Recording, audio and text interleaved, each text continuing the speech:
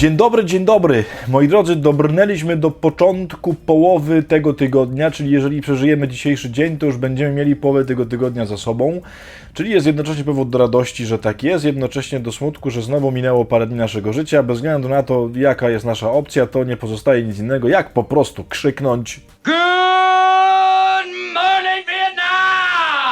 Moi kochani, moi najdrożsi, moi ulubieni, witam Was bardzo serdecznie. Kolejnego dnia w kolejnym odcinku 6 rano. Bardzo się cieszę, że jesteście i bardzo się cieszę, że chcecie oglądać. Jakiś czas temu tam sobie czytałem te Wasze wypowiedzi na ten temat, co tam robicie, kiedy słuchacie 6 rano. To jest w ogóle przezabawne. Próbowałem sobie to wyobrazić.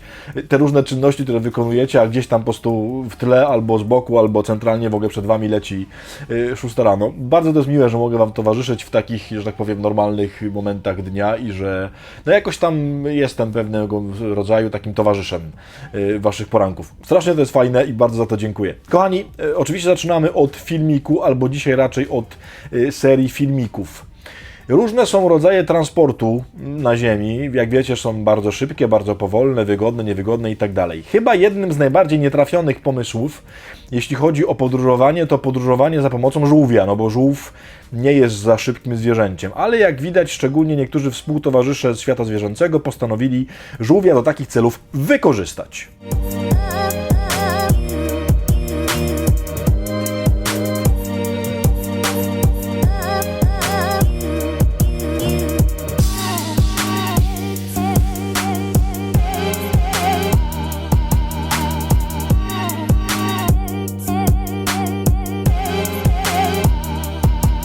Te wszystkie małe to jeszcze ja rozumiem, ale ten to już jest po prostu szczyt wszystkiego.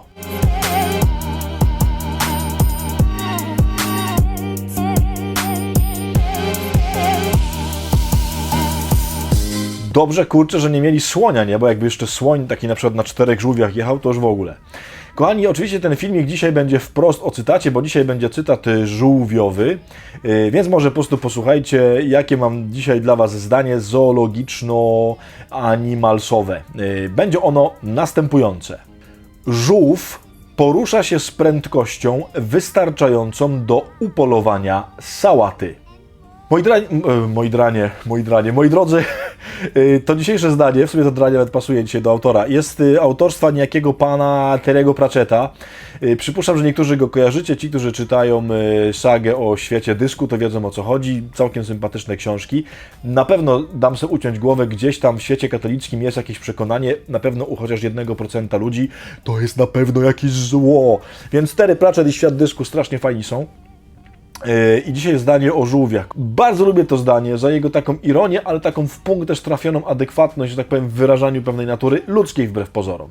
Co to zdanie mówi? To zdanie mówi, że mogłoby się wydawać, że tak powiem, z pewnego punktu widzenia, że żółw jest istotą bardzo powolną.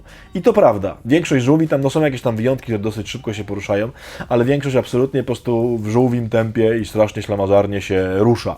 Szczególnie te, które są na przykład przeznaczone do życia w wodzie i kiedy wychodzą na ląd, to w ogóle trochę nie wiedzą, co robić ze swoimi kończynami i tak dalej. Ale, jak słusznie zauważa Terry Pratchett, żółw ma taką prędkość, dlatego że żywi się sałatą. Wiadomo, że nie tylko, nie? Ale żywi się sałatą. Co to znaczy?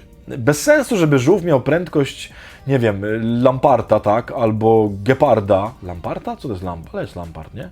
Albo geparda, dlatego że no sałata nie będzie przed nim uciekać, nie? No widział ktoś kiedyś lecącą sałatę i żółw za nią jak po prostu gepard? No nie. W związku z tym, że sałata się nie porusza, to w sumie żółw mógłby się nawet nie poruszać, a porusza się tylko dlatego, że mógł trafić w miejsce, gdzie jest sałata. To jest genialna myśl. Dlaczego? Bo ona oznacza, że Pan Bóg, stwarzając nas, dał nam odpowiednie warunki do tego, do czego nas przeznaczył. Czemu to zdanie jest genialne? 3/4 ludzkości, to jest wersja optymistyczna, nieustannie mówi: ja nie mam tego, co jest mi potrzebne. Mówi: inni mają rzeczy, które ja bym chciał mieć, bo gdybym miał takie, jakie mają inni, to byłbym szczęśliwszy, lepszy, bogatszy, piękniejszy, zamożniejszy, bardziej kochany i tak dalej, i tak dalej. Otóż nie. Żółw ma prędkość dostosowaną do tego, do czego go Pan Bóg stworzył, żeby on mógł być szczęśliwy. Żółw jak se żre tam tą sałatę, to jest po prostu cały w niebo wzięty. Widziałem to. Mój przeor, ojciec Tomasz Nowak, ma żółwia. W ogóle zawsze się strasznie śmiejemy, bo nie wiem dlaczego ja mam takie zawsze przekonanie, że żółw ojca Tomasza jest bardzo samotny. Bo on żyje w takim akwarium, jak ojciec Tomasz wyjeżdża na rekolekcję, a bardzo często wyjeżdża, no to żółw zostaje sam. I zawsze jak go tam widzę, to widzę, że on cierpi w samotności. I ten na przykład żółw, jak dostanie sałatę, po prostu jemu się oczy błyszczą, nie? On ma entuzjazm w oczach, nie? I żółw jest szczęśliwy, jak je sałatę. I Bóg mu dał odpowiednią prędkość do tego, żeby se mógł tą sałatę znaleźć. Przynajmniej w warunkach naturalnych, niekoniecznie w akwarium. Kochani, co to znaczy? Przestańcie narzekać. Było to już 1000 razy w tych odcinkach. Przestańcie narzekać, że nie jesteście tam, gdzie nie jesteście. Że macie to, czego nie macie, albo że nie macie to, czego macie.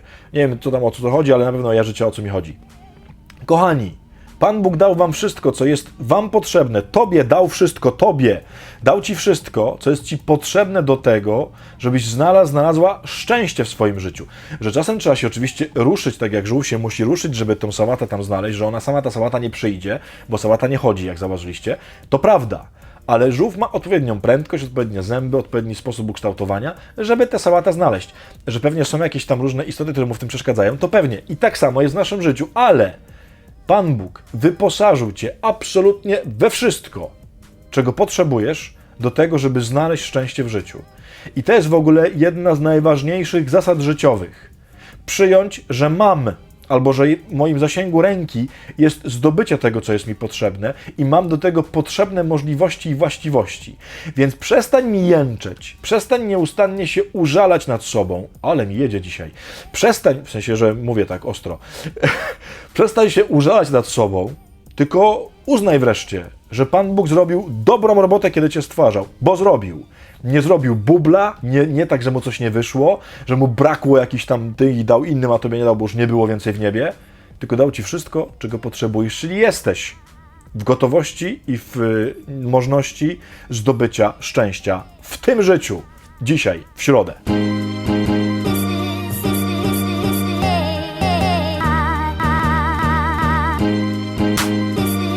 No dobra. Znowu się jakoś tak podkręciłem i znowu się sam nie opanowałem, ale to chyba tak ma być może czasem. Wtedy jest chyba czasem nawet dobrze, bo to niektórzy mówią, że to jest taki flow, cokolwiek to by znaczyło. W każdym bądź razie życzę wam najlepszego środkowego dnia tygodnia. Widzimy się jutro o 6 rano. Ja będę, wy też bądźcie. Pozdrawiam serdecznie, z Bogiem. Pa!